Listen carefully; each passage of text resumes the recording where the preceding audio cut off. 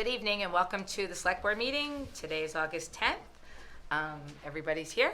And can I have a motion to approve the meeting minutes of July 20th, please? Motion. Second. Are those the ones that has Joe's name in it, correct? Yes. Yes. No. But those were corrected. Those It were was corrected and you It was- sent a it's- memo it's- on So- that. Yeah. It's been So- corrected, so what I wrote the motion as is motion to approve as corrected. Yeah. Okay. Because we had Marshall in there instead of Joe. All right. All in favor of July 20th? Okay. Motion to approve the July 30th meeting, please. So moved.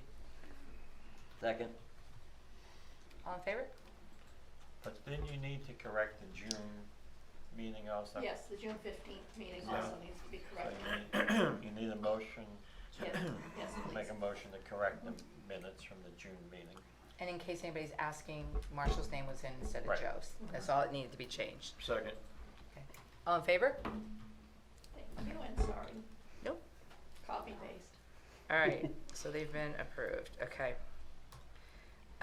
Alice, I don't see Alice. She's not here yet? No. I don't know her, so I'm not. Oh, okay, all right, so we'll come back. Okay. She's probably caught. That's what I'm thinking too. She's probably stressing out. All right, let's go to the new business, consideration of Cafe Sebago liquor license and special amusement license renewals. Kyle? Yep. You wanna go back up to the podium? Absolutely. Thanks. Didn't we just see you last month? We sure did. All right, So we saw an inspection report today and Yep. there were some deficiencies. Yep. Were those all corrected? Yep, so the two things that Wayne needed to see was from the alarm company, that the inspection was done, which was done on 5/24 of this year. They're just sending the paperwork over for that.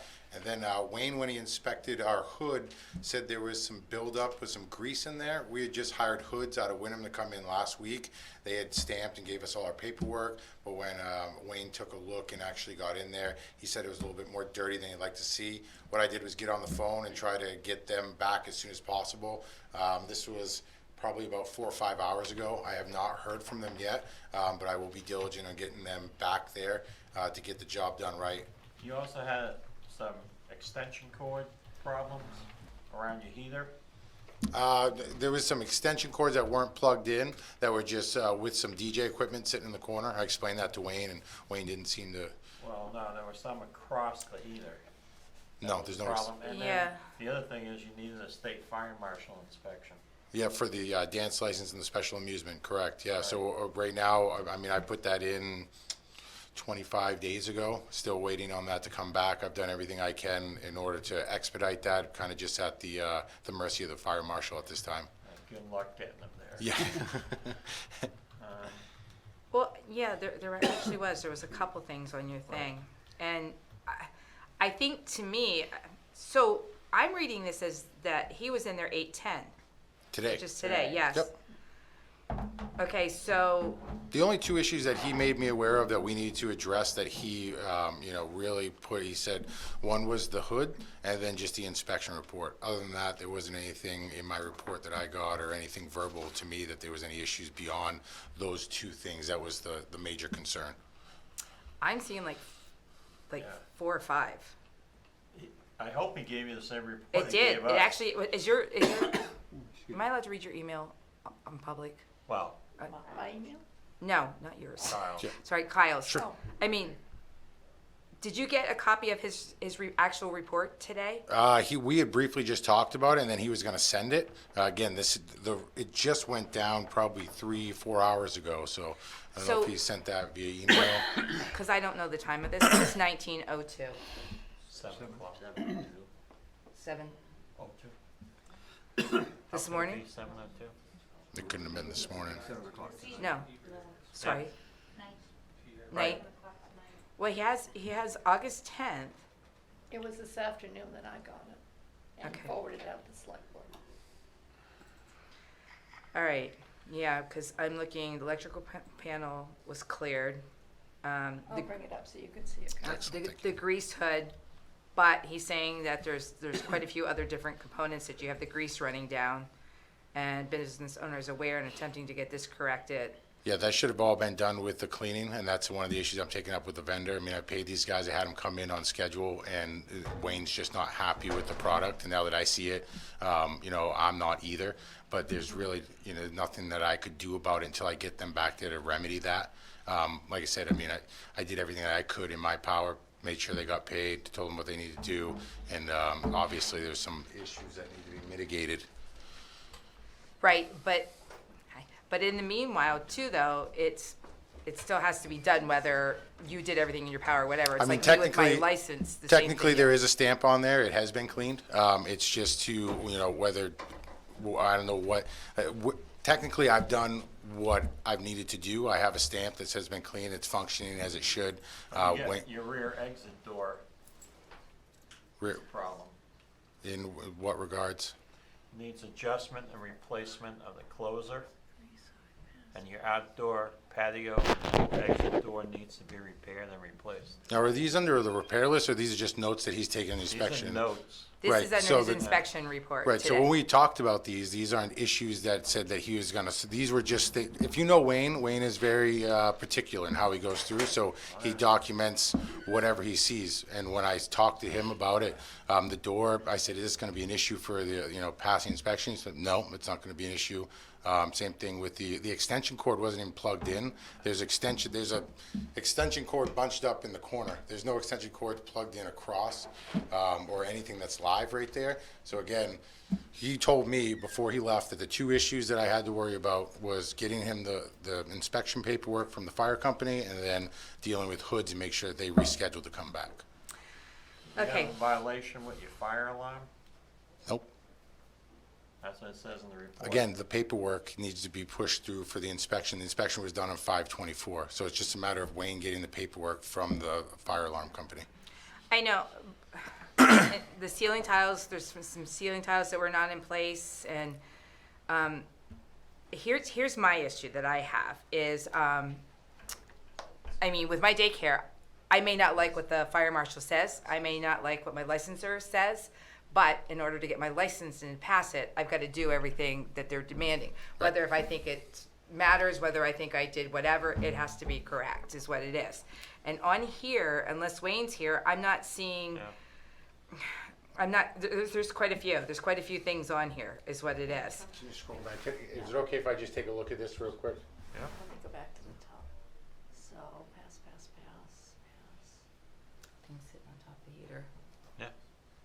There's the hood. there's quite a few. Grease hood. Right. So that's what you- But also, Kyle, in that aspect, if you hire a business to clean it for you, Right. and they don't do it good enough, Right. that's still your problem. You still need to make sure that that hood is cleaned. Sure, so what I can It's do. them that didn't do it, that did an inferior job. It isn't, we're not gonna reduce our standards because hoods No, I- isn't up to par. I understand You know what that I mean? completely, but unlike the fire inspector, I'm not gonna open this thing up and then look up, because where the problem is it's actually in the Can you stack. go to the mic, please? Thank you. The problem that we're having is actually in the stack, so everything that you see there from, eyesight looks clean, it's functioning properly. It's when he took the panels down and stuck a flashlight way up in there, and again, it's not that it's not operational, and I think that he says it's unsafe, but it is operational, it is functioning properly. It's just a little dirtier than he'd like to see for being cleaned a week ago, and I agree with him on that. But again, until he come in today to look at that and tell me, I'm under the impression that I've paid my money, I have everything's right there, my paperwork's in line, so I didn't know what these issues were. And as soon as he alerted me of that, before he even left, I called and left multiple messages. It's not neglect on my behalf, is what I'm saying. I've done what I could do to I get, haven't had a chance to look at that email. Is there anything on there that can't be fixed within 30 days or something, or? He's got 10 days according to our ordinance. Well, and here's what I'm thinking too, is Wayne's name's on this. Wayne's name's on the report, so if something happens down there, it comes back on Wayne. So I'm, with how many there are and it just being done today, I'm not comfortable approving it. No guard on the heater. If you read his notes, okay, it On says top of here. he was found to be in compliance with the exception of noted items in the report. They require correction by the owner or occupant comply with the Raymond Fire Protection Ordinance That's what Joe's. and/or State Life Safety and Fire Code. A plan of correction to the Raymond Fire Inspector within 10 days, 10 business days, from date of the report is required. So, you could do a temporary extension for 10 days. Sure. Is, Yeah, I mean, like I said, I'm doing everything. I'm kind of up against it with this outside, so if I can get a couple days, I've tried to fix it today, but nobody works as fast as I do. so, I mean, I think Wayne is even recommending, okay, you got 10 days to fix this, let us know. Right. He'll go back Right, and he feels they can be fixed within the 10 within days. 10 so- days. Yeah. So do we authorize it to happen, and then if it doesn't, then it gets pulled in 10 days, or do we put a 10-day extension and he's got I would just say you put do a a 30-day 10-day extension, extension. or 30 That's what I day would till do. next meeting, or, Well, I mean, he's How do got to you go about report that? back to the fire inspector so it's within all 10 under, days. up to the fire inspector from Right. here on out. Yeah. Okay, well, that's I'm what good we with that. ought to do. So I'm gonna make a unless. Well, let me ask a question on this one too, is the one that I'm reading as far as the state fire marshal regarding your dance, That's tied to the special amusement. Right. okay.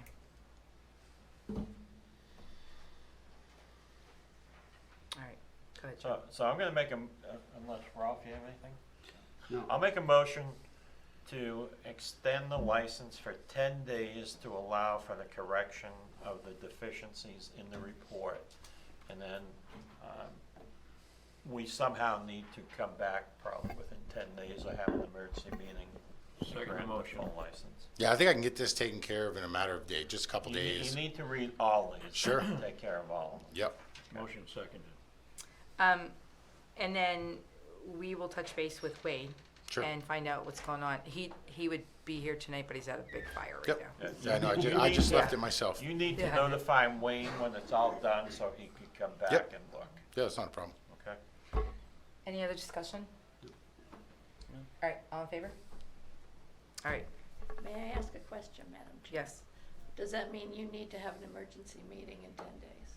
I would assume. yes. Possibly. Yeah, because there is no extension for the liquor license. That would be put forth by the State of Maine Liquor Department. So Mr. Bancroft can contact them and let them know it will be a further 10 days, but. Yeah. When does your liquor license expire? At the end of August, so I need to get past this and then get them down to do their annual inspection, and then we'll be good for the year. So in your eyes, what we're asking, is that an issue? Yeah, I mean, the only thing I just have to get a hold of hoods. I've already spoke with the Cunningham, so it's really that wild card is just hoods and how quickly I can get them back in there to mitigate what they should have done right the first. Well, But if they don't read do all it, the then other you There's, stuff. there's, Yeah, well, I'm gonna have to Or- hire another company. Yeah, and see if I can get one in quicker, Great. and then deal with that later on. Right. Read all the other stuff and get there's that the done. door, there's the wires on top of the heater, there's quite a few things. Yep, you got it. All right, thank you. Thank you. Kyle. Wayne Good luck, buddy. emailed you, but would you check your email, make sure that's correct? I know we had some trouble before. Okay, that is right? Okay, so you should have it in your email, or in your spam, one or the other. Okay. One, clarification, Sue, how long is Bob sticking around till? Until, he said till about 7. And then is he coming in or is he leaving? He just wanted to know when it was gonna be, he didn't wanna just hang in here. Oh, okay, all right. All right, we're gonna jump back then. Alice is here. Alice Brady. Oh, perfect. So Alice, you can come over here? I think Or, this microphone. actually, your presentation is right here. Yeah, I brought this just for these. Okay. So- So, Is that still? this is cool. Oh, good. Yeah, Should be all this set is a to go. happy, feel good, one of those things is what it is. You always hear like the bad. Alice is on Facebook, and what she did is she started History of Raymond and Casco on Facebook, and she has been coming up with all these old pictures of when Main Street was like maybe an alleyway.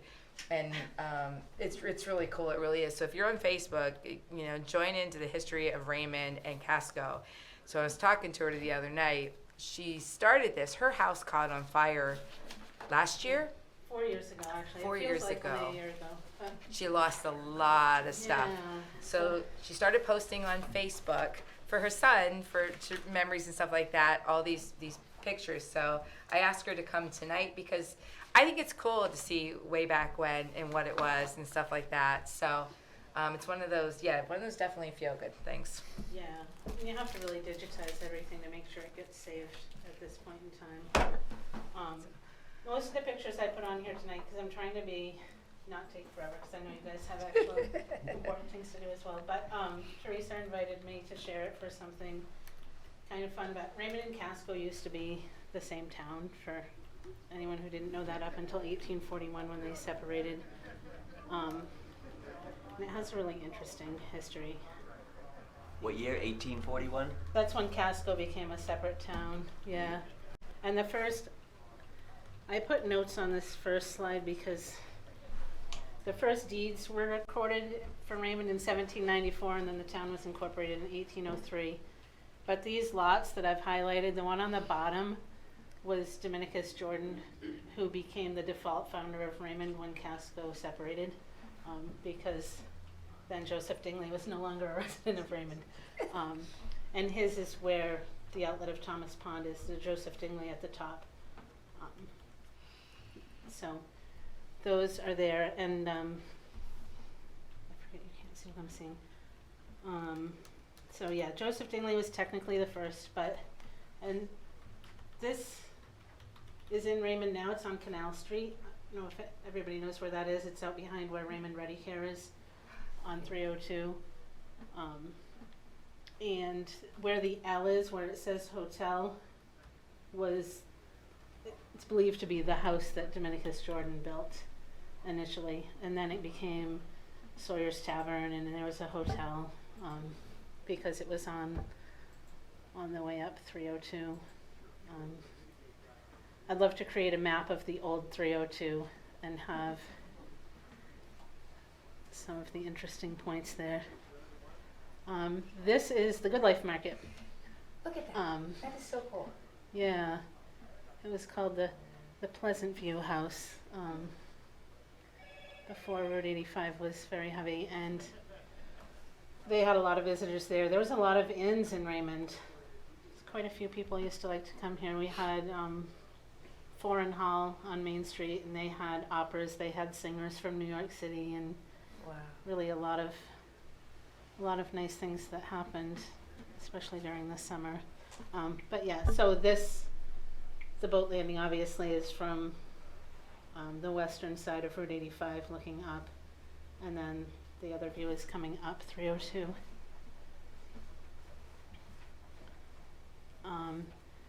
This was called, it was the Elm Tree Inn, and then it was the Raymond, and then it was a general store. But this is where the town building is now on Main Street, that kind of homely little cinder block thing. This got torn down in the 60s and they replaced it with that, sadly. But that was another really neat place. I had a picture too that for some reason I couldn't get it to upload into my Google picture folder, but they had like a menu and happenings going on all the time as well. And people got there. This is a boardwalk that came up from just past Raymond Beach. There's a little island and it's called Wharf Road, and it goes all the way up through to Main Street. But the canal boats would bring people up from Portland, and then they would get off here and go up into the village.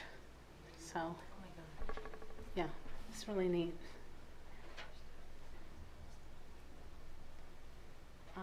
More pictures of the village. This is actually, the first one on the left is if you were standing in front of the current Raymond Public Works building and looking west. Both of those buildings are gone. There was a barn on the left, and the little hotel that you see was called the Lafayette on the right, and that was directly on the corner of 121, where well, it was Sebago Dental. Now it's just, I don't know what it is, real estate and an apartment. But yeah, that was there. That burned in like 1900, I think. Isn't that middle house still there? That's my parents' house. Yeah. Yeah, I had to throw that in there, because that was built by one of our relatives, in 1877. And then the picture on the right is, hang on, my eyes aren't what they used to be. Is looking from just a little bit east of Mill Street towards 121. There was another store on the corner just past Gordon Lindsay's house called Jordan and Eagers, and they actually printed some of the postcards that I have. So there were quite a few more buildings on Main Street back then.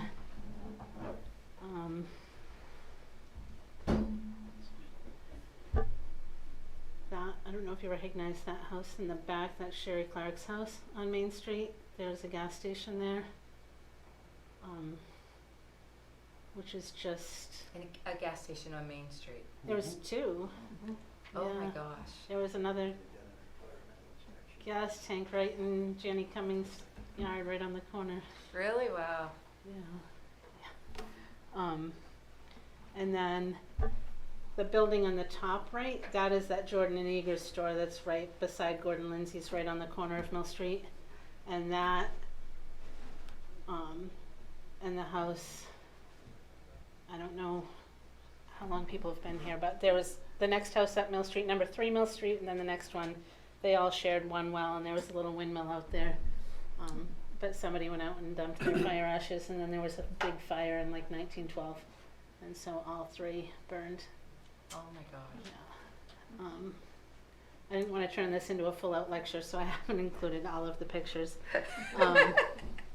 And then that very last picture on the bottom where that gentleman is walking, that building is also not there. That was just before, like after, it'd be to the left of Sherry Clark's now, and it's just a little thatch of woods. But I believe someone said it was an undertaker's office. I'm not sure if that's accurate or not. I'm running out of people to ask questions of. So, and of course, this is the fish hatchery on Mill Street. How it used to look. It's been there forever. And the salmon. This gentleman on the right, I know his last name was Libby, and I can't remember if it was George or Oren,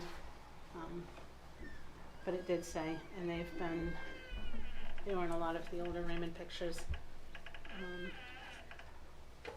And the house that you can see up behind them was Joyce Charette. She still lives over there on Mill Street, but it's set back now. But that was the house where all the granite stones are now at the side of the road. I think one of her sons had cleaned them up last year. I had a great big barn, like, it was like the talk of the town. It was for,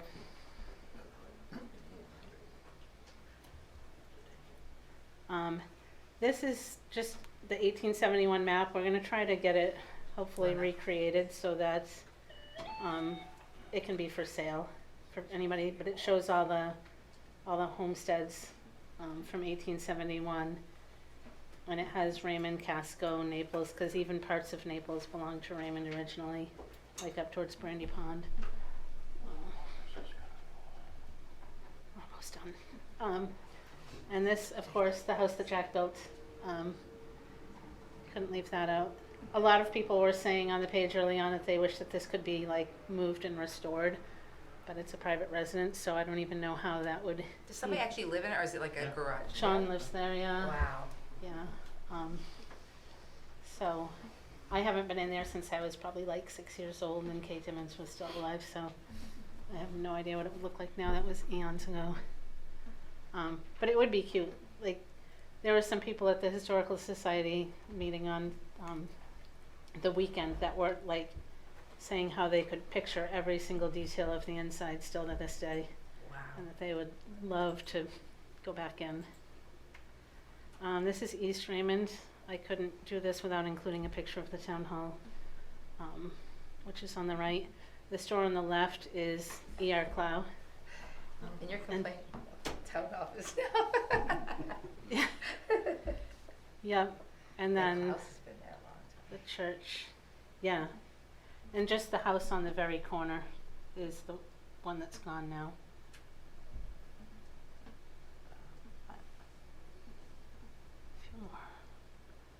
Pine Grove Farm. This had belonged to, Is that down there off of Mill Street? yeah, that's Kingsbury. That was the Kingsbury, original yeah. farm. And then when he passed away, he had the house torn down because he didn't think anyone would take care of it, and he couldn't go to his grave thinking that it might fall apart.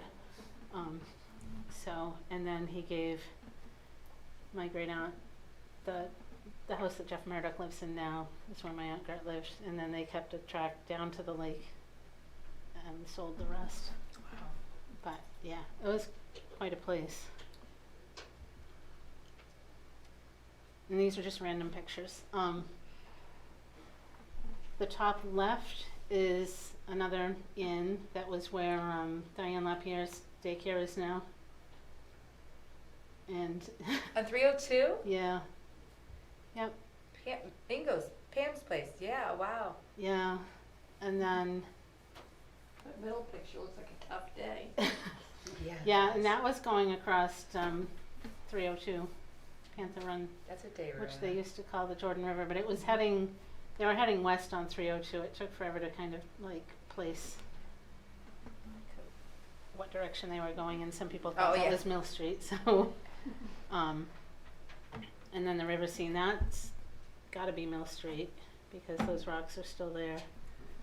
And I don't know how many people knew that Maine actually used to have, or Raymond had a corn business. They sold corn, sugar sweet corn, right where Indian Point is. It was a great big building that went way back. Wow, I didn't know that. Yeah, Nat Henry Foreign owned Foreign Hall, which was the one that had all of the plays, all of that. And last one, I think. Yes, these are just a couple of the baseball teams that Raymond used to have, 1909 and 1912. Is that you, Sam? I was gonna say, was he in one there? So, Come on, he beat you to it. so, Wow. and that is Thought I saw him over there. the last one that I put on for today because I did not want to, like I said, I want to take up all your time, but No, I think this What is year cool. was that? Yeah, it's cool. 1909? Oh, I was only 2 years old. I think this is so cool. I really do, and it's neat. And it's funny because me living in an old house on 85, I had Ernie Knight come over and he was talking to me a little bit about the house, which was really cool. yeah. So trying to figure out more about that. But no, anybody that's on Facebook, it's the history of Raymond, and and so many people are chiming in and putting pictures like, oh, I know them, and I'm related now to so and so, and yeah. Yeah, I So told the it's cool. Historical Society they should get a ancestry account, so if somebody says, I was related to this person, they can help them figure out how, if they don't Yeah. already know, I've got a lot of old pictures. so. Yeah.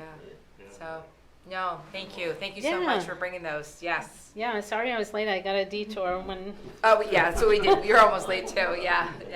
yeah, So, cool. thinking I was gonna be fast getting here. No. So thank you so All right, much well, for coming. thanks for Thanks. inviting Thank me. you. All Thanks. right, take care.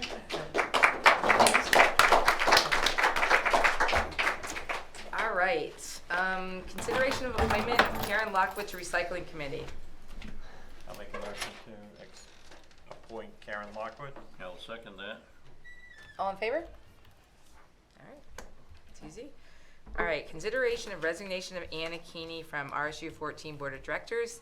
Anna is moving to Wyndham. So one of the things that we're going to be, so can I have a motion first for that? So moved. Second. All in favor? All right, so now we're back to last month we did this, consideration of appointment to fill RSU Board 14 Board of Director vacancy. Madeline Redmond has withdrawn her her offer to want to be on that board position. So we are down with Sarah. Sarah's here, and Shar is here. So Sarah, do you want to go ahead and go up front because you weren't here last time? Good evening, Madam Chairman, Selectmen of the Town of Raymond. My name is Sarah Davis. I live at 85 Tenny Hill Road in Raymond. I have 2 children, 2 girls, 9 and 12 years old. I have been in Raymond 8 years. I'm from away, as they say. I came from the booming metropolis of Bridgeton, just to the west of us. Since moving to Raymond, I have been deeply involved in the community. I have been the president of the Raymond Recreation Association for the last 2 years. Before that, I was heavily involved in that committee before taking over as president. I have been on the PTO at the school. I have worked on the withdrawal committee. I assisted with one of the subcommittees. I am a lawyer by trade. I spend a lot of time in politics. My time in politics began when I was in high school, when I lobbied against a jet ski ban on Highland Lake in Bridgeton, Maine. And since then, I've been heavily involved. I work for Consolidated Communications. I am the Senior Director of Government Affairs. I spend a lot of time in Augusta. I understand technology really well. I understand the new challenges that face our students in the technological age. I think it's important, as we went through this pandemic, to understand those things. I also am really passionate about education and the role education plays. Unlike most people, I think education is an extremely personal situation. I think it's difficult to educate a mass, but that's our challenge on the school board, and one I look forward to and accept it. As most of you know, the Raymond Rec Association has been moved to the town under your rec department, which is really exciting and wonderful, but has created a hole in my schedule. And so that I look forward to a new challenge, and I hope that you find that I will be the right volunteer for the school board. And with that, I'm happy to take any questions you have. You know it's a 1 year, well, it's just. Till just to voting. fill- Yes. Yes, ma'am, I do. Anybody have any questions? Well, it sounds like you've been into a lot. I definitely appreciate that, and I hope that continues. Yes. Absolutely. Rolf, any? Nope. Thank you. Thanks. You gave a great presentation. Do you want to get back up there and update things?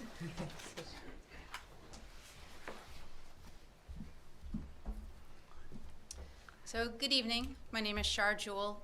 I live at 17 Hartley Lane in Raymond. Born and bred in Raymond. My family moved here, majority of my family moved here in the 50s, but as Alice was going through the pictures, I recollected that my family has actually been in Raymond much, much longer. I have like a 3rd removed grandmother that was born in the Crockett House. So anyway, so been around a long time. So my background, as the Select Board heard last month when I spoke, is human resources. I have been in human resources for 25 plus years, progressive responsibilities over the years for various companies, including Barber Foods, Oakhurst Dairy, Cisco Food Service, Anania and Associates, and now Performance Food Group. So I have a lot of experience with people of different socioeconomic backgrounds as well as ethnic backgrounds. At Barber Foods, we had 46 nationalities. And until you've given a open enrollment benefits presentation or new hire presentation to a group where you had to have interpreters, you haven't lived. So you know, our school system isn't tremendously diverse, but I can see that changing. One of the things I neglected to mention last month is that I have been heavily involved in the COVID policy making for our company for the last 18 plus months. So I've learned a lot. And one of the major things that we've discovered is the number of people that are moving to our area from away. People have realized they don't have to live in a big city to have a great job. They can do it remotely. So I see, you know, in the coming years that we're going to get a lot more diverse. And having someone that's used to dealing with different socioeconomic levels and different ethnicities and religious backgrounds, we're just going to get more diverse. You know, the United States has always been the melting pot. We here in Maine haven't melted so much, but I think that's going to change dramatically in the coming years. So Back to COVID, very well versed, and I know that the school board meeting tomorrow night, they're gonna be talking about it. I plan on attending, whether I'm appointed tonight or not, because it's important. You know, the number of people that go about their daily lives and don't get involved in government, you know, regardless of what level it is frankly a shame. You know, our country was formed to have representation and have a voice for the people. And I had commented last month that I'm in a place in my personal life and my career that I can become more involved. So it's about time I get off my rear end and do something about it. So I'm looking forward to this opportunity to be able to get my feet wet, so to speak. I did serve on the planning board when I was in my early 20s, and that was certainly an experience. And but so I'm looking forward to being able to serve the town, serve the community, serve the students of the RSU, and learn a lot, and hopefully be of value to the organization, and see what comes in the future. Do you have any questions? Anybody have any questions? I do not. No? What is your Thank you. Oops. Yes. background in financial aspects? One thing about the RSU 14, the questions will come up, and you'll have to face them. Oh, absolutely. About fiscal. Yep. So I went to college for accounting. You got it. And in my position as Vice President of Human Resources, I'm heavily involved in budgeting and forecasting for our company, and work very closely with the Chief Financial Officer on a daily basis. We talk every day. And so we're making financial decisions based on our history and based on forecasts for sales and expenses, and do that every single day. Thank you. You're welcome. That's it? All right. Okay, thank you. Thank you. All right. I'll What do make a you- motion for charge rule. Motion to what? For sure. Jewel? Sure. I'll second that. Just, I want to be clear, the resignation is not effective until after tomorrow's meeting. So, I was gonna raise my hand, yeah. yeah, Thank you for that. but I saw your thinking, so. So, all right, so it wouldn't take effect until after tomorrow's. Right. Okay, so, any more discussion? I'd just like to say, we had some really good applicants for this Yes, we position. do. Yes, We did, and thank you, Well, excellent. thank you for that. It was nice to thank see you. everybody step up, it really was, and, you know, it was a close call last time, and, you know, Yeah. and now we have another opportunity, but everybody who applied was terrific, and Yeah. Yes. thank you for that. Definitely, thank you. Yes. All right, and no more discussion? All in favor? Congratulations. Thank you. And Sarah, thank you. Thank you. Yes, thank you.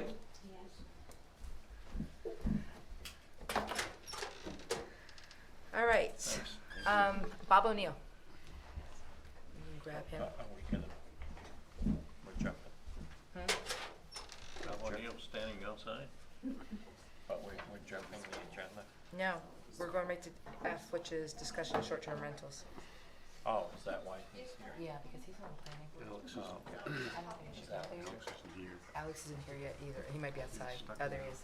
No, he So- isn't. He just walked in. Alex standing beside Bob, okay. Here just in case. This is a discussion.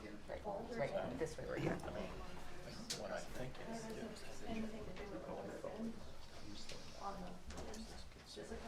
Start the discussion. All right, so the next one is discussion of short-term rentals. A gentleman came to our last meeting and raised it as he wanted this on an agenda item. And we also received an email today from someone in town regarding this. And I got a phone call from a gentleman that was also talking about this.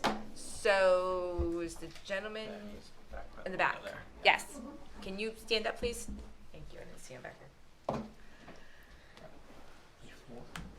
Before we get going, is everyone who's gonna speak a Raymond resident? No. I will make a motion to allow non-residents to speak on this item. Second. Second, You're the one I talked to on the phone? Yeah, I own property here. Yes, that's Right. what I was gonna say. Okay, yeah, so, yeah, all right. Okay, so, We have a motion on the floor And seconded. to allow non-residents. okay, all in favor? Thanks. I'm feeling that this might be a little bit of a tense discussion. Shouldn't be. Well, I'm just saying, so I just like to keep it cordial, okay? All right, go ahead. And your name and your address, please. Absolutely. Good evening, Mike Richmond. I'm here with my wife Nicole. We live at 15 Cedar Lane. And here basically just to open a discussion regarding short-term rentals, and I will try to keep it brief, but I did take some notes. As you can see, there's some town residents here tonight to support this effort and understand it. However, what I'm going to say really is our opinion, not necessarily the voice of everyone's. To be very clear, we are not against residents having rental properties. We are not against residents having small businesses in their homes. We are not against residents maximizing their financial income with their properties. However, we do have an issue, or we are against, non-residents, companies, or groups of investors building a home to be used as a rental property in a residential neighborhood.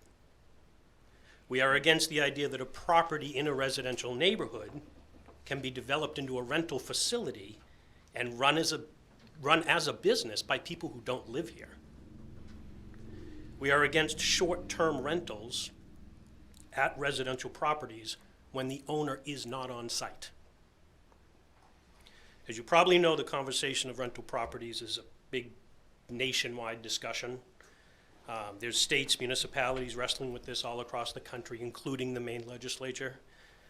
Over the last few years, the development of these property has exploded across the country. So there's a lot of people much smarter than I am, trying to figure this out. But we're bringing it up now because we believe the town of Raymond has an opportunity to develop a game plan for this, and we're kind of hoping you do, before it's too late. This area with its gorgeous lakes and scenery, it's a perfect vacation destination, and we're concerned that this movement is coming hard and fast. Please understand that our position on this has nothing to do with residents having small businesses in their homes. Home daycares, accounting services, even sites that have cabin rentals.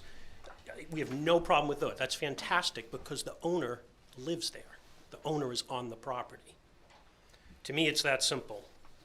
Any home business where the owner is on site can simply fit into a residential neighborhood. We also don't have any issues with properties that rent to long-term guests. If a renter is there for a long time, they seem much more likely to gain appreciation for the neighborhood and be respectful neighbors. But when the owner is not on site and there are short-term rental occupants and it is run remotely, it can really lead to problems. The developers of these properties would argue that they have every right to use their property the way they want. And to an extent, I agree. But it should not be at the expense of other people's enjoyment or other people's safety. In order to maximize profits, these properties can be quite large to accommodate many guests and often boast of being able to charge about $1,000 a night. Yes, you may have a family looking for a nice quiet getaway, but you'll also get large groups of people cramming into the property to share the costs. They have weddings, family reunions, fraternity parties, and so on for brief stays. And these are the things that can lead to issues. Yes, these guests may help support local restaurants, businesses while they're in town, but by having these properties available, these guests are also not staying at other properties, such as motels, bed and breakfasts, that are managed by people on site and that are in their proper zones. So with this, I really don't know where this will go from here, but we hope it can lead to something. If the town does nothing, we can simply deal with the issues as they arise. Complaints of noise, parking, trash, parties, and everything that come along with them. Yes, we can react with the code enforcement officer, local law enforcement over and over, but should we have to? It does not fair to all residents to use these valuable municipal resources to help control these situations. Because the problem I hear of is this, in other towns that I've been involved in. There'll be a bad situation, a loud party or people almost out of control. Law enforcement comes in, they do their thing, they break things up, everybody leaves, but then that group moves on, and another group can move in immediately after. So our thought is to simply regulate that a property cannot be rented out unless it is owner occupied when someone wants to invite short-term rentals. Not long-term, short-term. Now, I'm not a lawyer, so I can imagine those terms are very hard to define, and I don't want to get into that. But to me, if somebody owns a property but does not actually live there for the majority of the time, then it is simply not their residence. At that point, it becomes a simply commercial venture. And how can we allow commercial ventures in residential neighborhoods? And how do we determine if a property is owner occupied? Do they have to be there for 6 months, 8 months? I realize some residents may be snowbirds and are only here during the summer months, and others less than that. And that's great if they can rent their property to long-term rentals while they're away. And how do we define short-term rental stays compared to regular stay? Is it less than 3 days, 5 days? I don't have those answers. So, not sure where this is going to go, but I asked the board to help set a path to figure this out. Thank you. Thank you. Can I ask a question? Mr. Richmond, you say you are opposed to rental property where the owner is not on site. Short-term. For short-term rentals only. So, the owner of property takes a vacation for a week, lists it on VRBO I'm gone for a week, you could have it. No problem. He's not on site. Are you there the rest of the time primarily? Then Don't that's your residence. I mean, but what if I live in Florida 8 months out of the year? I come up for the summer. Are you renting to people long-term or short-term Or a for week quick at a time? for quick weddings? A week at a time? I mean, it's pretty sticky. I understand It that. is. Yeah. I totally understand that. I've just seen what's happened in other municipalities with Right. this. Oh, yeah. There's no and doubt there are and problems. and it's a problem. Yep. Another thing is that there are properties now where investments have been made. In other words, the property has been purchased with the idea of renting it. Yeah. Short-term, perhaps, I don't know, short-term, but renting it. What happens to those people who have made $300,000, $400,000, Yes, $1 million investments. or $1 million, yes? That's an excellent question, and that's why I'm hoping that the board can react before it even gets worse. Mr. Richmond first, and then on the other side. Well, I happen to know that there are 1 or 2 of them already been made, so. Oh, understood. I'm glad you're not against people owning daycares out of their homes because I own the daycare down the street. So- Totally different. And again, to us long-term renters, no problem. It's renting it for a weekend and jamming 30 people in those places. Have you had That's an what it is. issue in your area? No, I have not. Okay. The area I work in constantly for the last 20 years, yes. And, All right. and I see that coming this way. Okay, so anybody that's not in favor of doing long-term rentals, that's here on, that agrees with him and wants to talk, you can feel free to go up if you want to. I just want to ask a question. You have to go to the podium, please. Thank you. Because we're on TV and they have to record you. Your name? Mary Ann McGoldrick from 33 Patricia Avenue. Where have you worked in the last years that it's become a problem? Please speak into the Yeah, microphone. speak into the Where have you worked for the last years that it has become a problem? You have to go back up. Yeah. I've worked in Scarborough. Okay, thank you. Thanks. Not yet. Yeah, you could, don't worry, I'm gonna call on you soon. Anybody else want to speak up there that is opposed to renting their house out? Okay. Short term, sorry. I actually talked to a real estate person that I was asking her about this, and she said she does see it all over. I haven't heard any issues personally. She hasn't. She said in Bridgeton, there is one association that just did it, but it's really hard because the wording is still not down as to what they're doing, but not all of Bridgeton, just one association of it. So, yeah.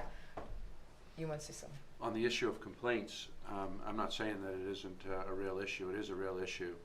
I've been 21 years here. I've received one issue, one complaint, one serious complaint, which I looked into and tried to mitigate. It was a short-term rental, and it was on Crescent Lake, and it was something order of magnitude like a fraternity party or something like that. It was a noise complaint, and it was very disturbing to the neighboring property. It went on for a couple of days.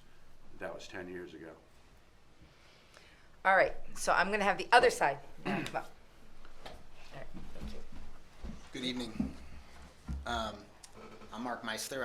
I live in Boulder, Colorado, and I own a vacation rental here known as Raymond Retreat, for those who have heard of it. You own a couple, correct? I own one. I own a couple pieces of land. Yes, I right. now own a piece of land next to Mr. Richmond, who I believe, another piece of land which I just purchased next to Mr. Richmond. So Okay. I believe is the predication for this conversation tonight. Okay. So my wife and I vacationed here since I was in. I've been vacationing since I was a kid. My wife and I have been vacationing here forever. We will retire in Raymond. This town means a ton to us. Our daughter swims in Panther Pond, and we wanted to build a house here. But I'm not a multimillionaire. I work at a consulting firm, and so we saved up all of our money, and we built a vacation rental. And we built that in 2016 on Panther Pond. It was built by all local artisans. We spent over $1.1 million. Our property taxes are $13,000 a year. We spent $20,000 a year in lodging taxes, which to Cumberland County. We spend over $100,000 in operating costs to all local Raymond businesses, including George, who does all of our laundry. We appreciate it greatly. We have been in operation 5 years. We talk to every one of our neighbors. We send a gift basket every year to one of our neighbors. We've never had the police come to our house. 3 of our renters have now purchased homes in Raymond over the past 5 years. This entire packet is all 5-star reviews from families across New England who have Raymond as their second home. They go to the Good Life Market, they go to Tasseltop Beach, and they love Raymond because of that. And so we take a great pride in the experience we have provided for locals, for out-of-staters to enjoy vacation land, as well as be an upstanding community to Raymond from a business community perspective. We work with DEP.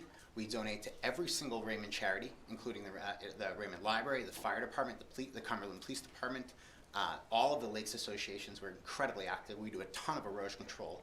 We do volunteer children's events with the Raymond Library.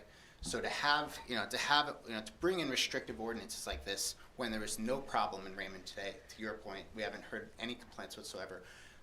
It, to me, is beyond. It creates incredible risk, both to property values and the long-term viability of what is been a symbiotic relationship for over 5 decades in Raymond.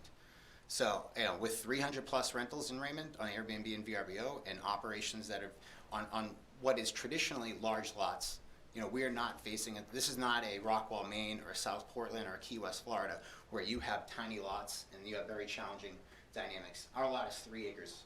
We don't have fraternity parties. We have families. And yes, it is very expensive at night, and it tends to draw a strong crowd. We don't host any events. We don't host weddings. We don't do any sort of event management, and we try to really respect the community. So I would say to even dabble in regulation in this space, I think creates risk for the real estate market. It creates risk for our tourism business, and it really creates property value risk. I'm happy to answer any questions about our property, and I'm here to vigorously defend the continuation of short-term rentals for Raymond. Anybody have any questions for him? Just like me. We are not writing an ordinance right now. We're having a discussion. Right. All right. How do you screen your guests who come and stay? So every one of our guests that reaches out has to get pre-approval. And so we speak to our guests and we have a conversation and we understand we don't rent to under 25. We ask why they're coming. In the summer, we're week-long rentals. All of our summer rentals, or sorry, not all, 80% of our summer rentals are repeat business. So we don't have this like churn that you hear. Most of our renters are repeat now, plus, and then off-season, we do 3-day minimums. And we speak to every single guest. We understand what they're doing here, and we do host bachelor parties and bachelorette parties. But the assumption that these people are bad people and they're throwing wild parties, I think that's an invalid assumption. They're there to celebrate with their friends. And they have every right to do so on a property as long as they follow noise ordinances. And we have state-of-the-art technology, including cameras, noise monitoring, and we've never had an issue. We've been operating since 2016. I've never once had the police come out. Do you do credit checks and all, or? Well, with Airbnb and VRBO, they have a strong verification process, so they've invested heavily into that. I'm too old to worry about They do. any of that stuff. They vet heavily. A good setup. Yes, it is. And we also have our own website, and we get guests from there. But most of ours is referral business. We at this point we're running 80% on referral business because we have all 5-star reviews. And Where on Panther are you? I'm on South on Giselle Lane. I'm next in Gifford, the old Gifford Point. Okay. 141. 12 Giselle. But yeah, and our neighbors, the Holmquists, and I get tea with Anita, and we have a great relationship with our neighbors, and we've been there forever. So the idea that now that I have another piece of land that I purchased with friends from high school, and that we are going to build a second property, and we use it too. It's not purely an investment. We also come here. We'll be here in 2 weeks with our kids, and 2 other families in Boston that I grew up with. We bought a second piece of land, and the people he's referring to sent me the email. Like there is clearly we're using this legislative body to create regulations to protect one homeowner. We're having a discussion. We're having a discussion. Yes. Apologize. We're having a discussion about potentially putting ordinances in place against a perceived problem. Like there isn't even an actual. When you look at Naples or Casco or some of the other towns that are exploring this, there are actual neglectful owners, and there are challenges there. And those towns are working through that. And I would be happy to look at ordinances that involve safety, environmental responsibility, but anything that restricts the rentability of properties, I think, on a short-term basis, only restricts Raymond's economic viability. Lonnie? No more interrogation. Yeah, everything that you've said is valid, and in my eyes, and it is. You're the upper echelon of where we're looking at. And he's worried about the lower, which is 100% out there. Everybody in this room knows it. So again, discussion. How can we make sure that scumbags can't get a rental and have a big blowout and mess with the girls down the street, or who knows what could happen, right? I mean, we all know what could happen. And we all envision the worst. None of us will, want to envision all, great. So I can 100% see where both of you are coming from. And we would never want to hurt the opportunity that you're offering. But you also know, smart young man, that the exact opposite of you are out there. Are they part of the 300 and whatnot rentals in Raymond? Hopefully not. But they are out there. So in order for us to, stay in front of that curve, which I'm hoping that we do, because we've missed the boat on a handful of things throughout the last couple of years, and we need to stay up with what's going to be best for the majority, right? Because we can't make everybody happy, but we want to do our very best. And it's a tough one. It really is. It and is. It's nothing that's going to, happen. We're going to write the ordinance, and it's going to happen in a day, let alone a couple of years probably. It's just important to have these to cover our tracks, make sure our communities are safe. Really, at the end of the day. Totally agree. I think permitting systems, putting a permitting program in place or inspection programs around safety and responsibility absolutely makes sense. And to your point, a property like ours, we follow the highest. It's only going to make yours look that much better because whatever kind of expectations, you'll be the 5-star of it, right? So totally agree. I think where to the point of the previous discussion, any sort of restrictive covenants on renting, I think is where we have to kind of hold the line on. we should put as much in place to protect the environment, the safety, and the community. Completely aligned and happy to participate. I'd love to be a member of that committee to drive those types of requirements. Because there have been other towns that have been very successful in that, but it's got to focus on safety, responsibility, and community respect, and environmental responsibility. Because I think the lakes are really important. We can't allow that any sort of the milfoil type stuff to come in, but it can't restrict economic viability. Sorry, there's another letter that came in to it, and I just want to make sure I get her letter in an email, and it just says, I was asked by a client of the Good Life Market to weigh in on the agenda item coming up at tonight's meeting about short-term rentals, why I wouldn't necessarily pursue this on his behalf, and I'm not 100% clear on what the proposal entails.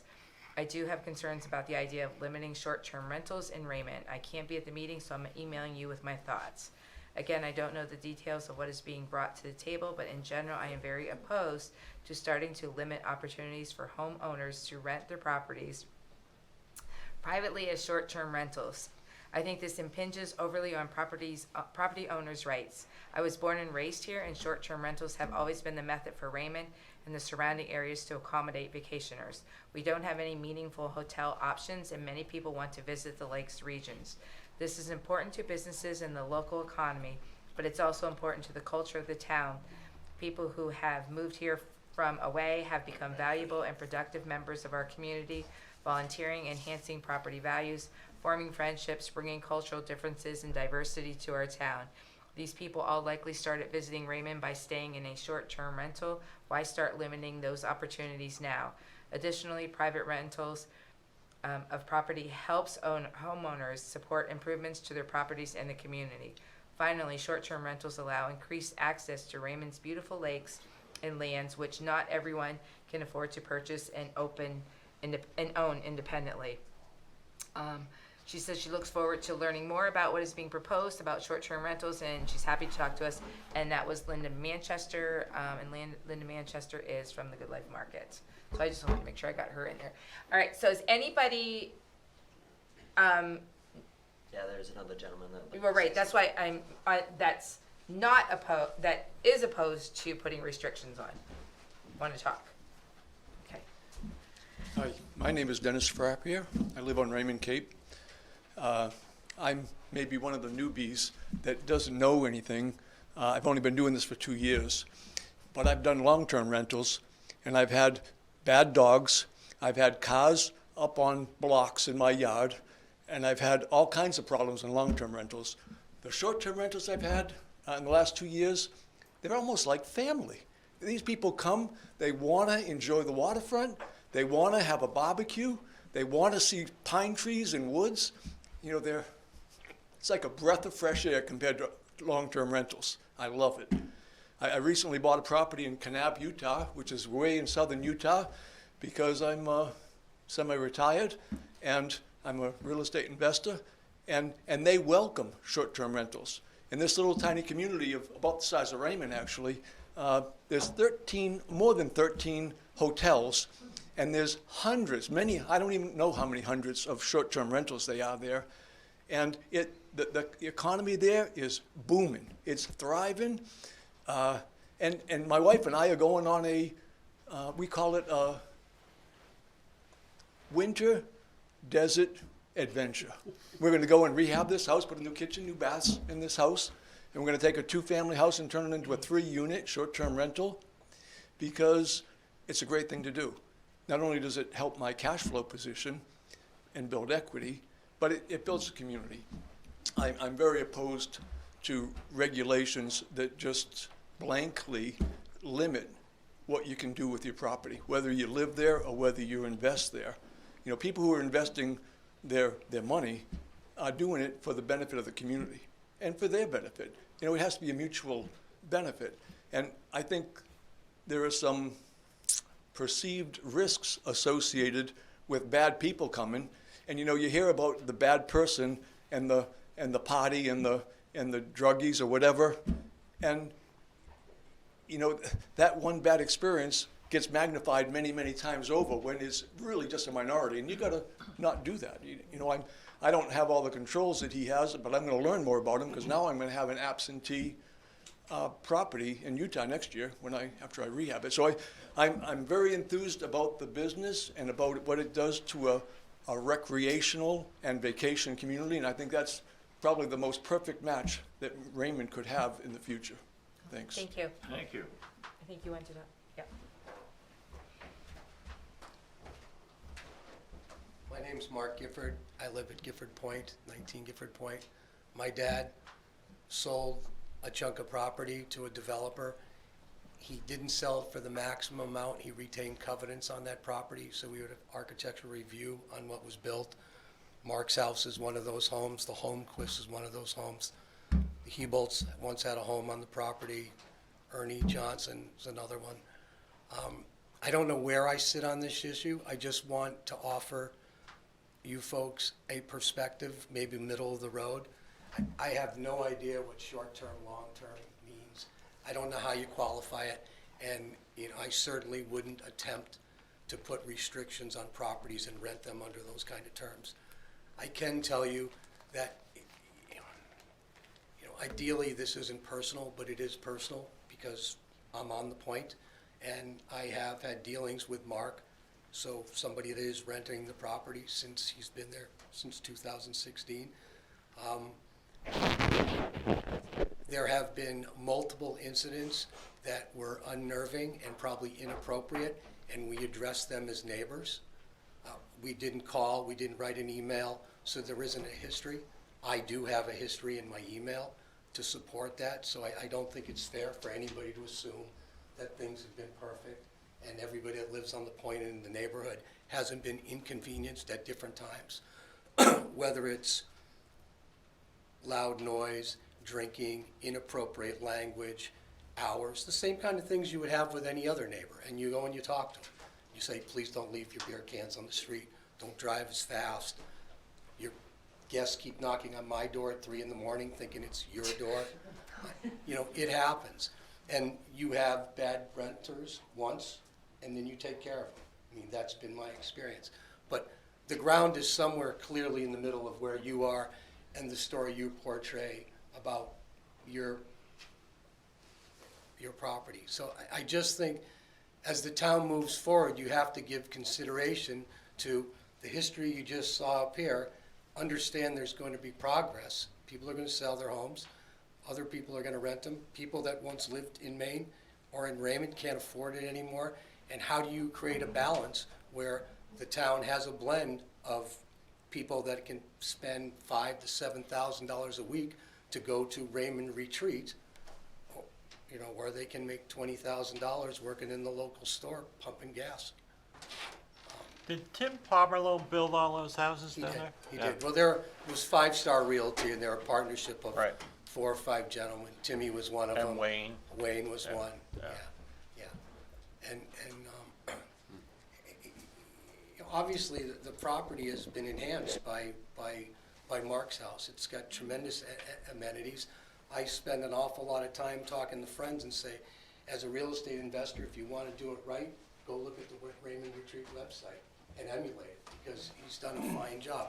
But that's Mark. You're not always going to get a Mark.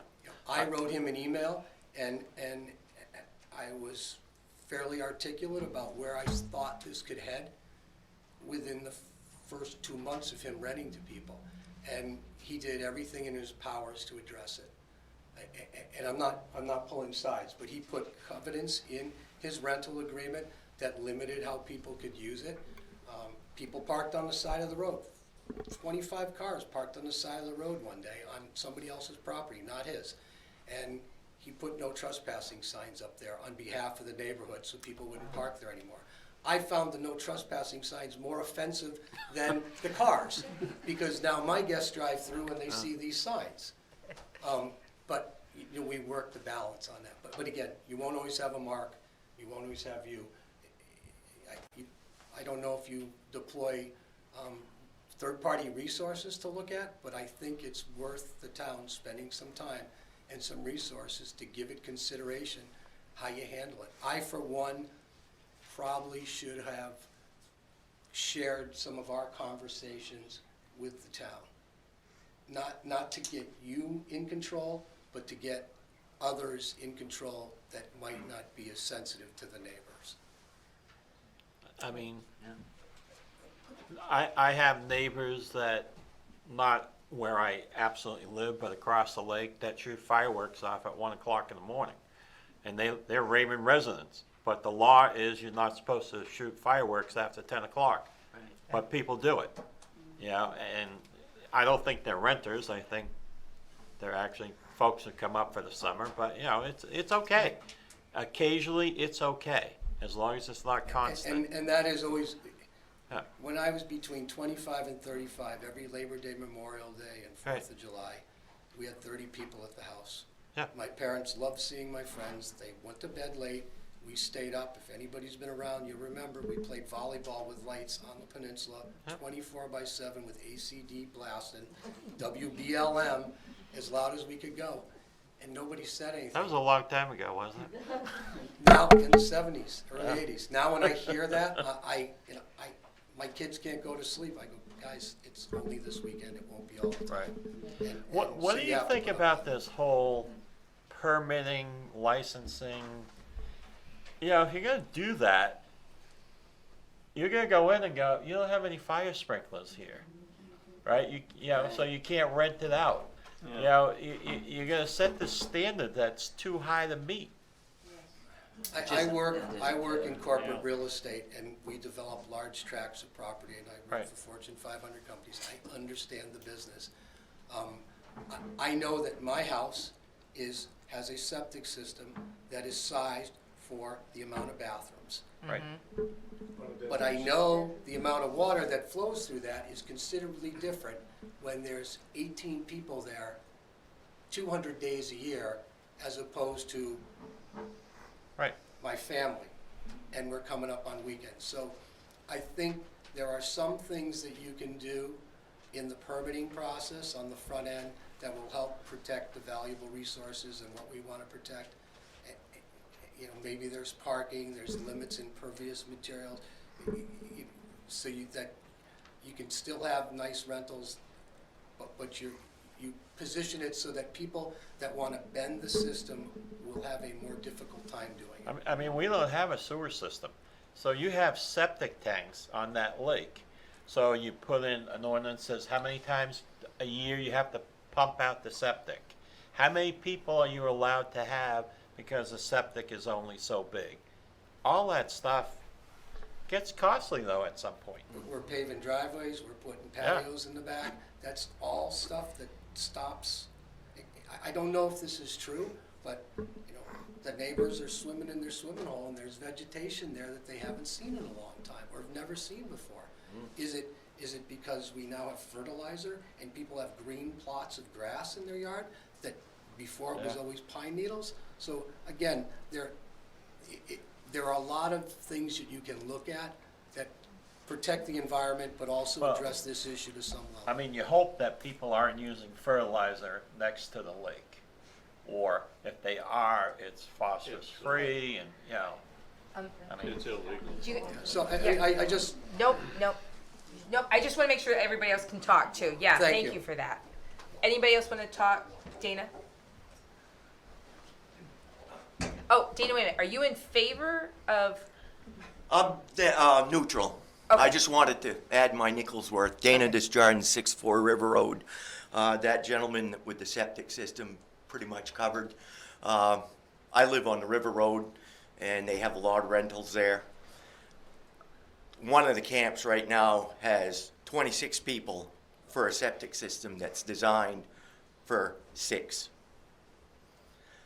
That's a problem, and it needs to be addressed. You're also using commercializing. It's commercial. Are these people paying taxes? You know, when they collect rent? That's something that was always in the back of my head. Do they claim it to the IRS, the state? I mean, I wouldn't, but you know, that's me. But why give them more than they have already? But no, it's just the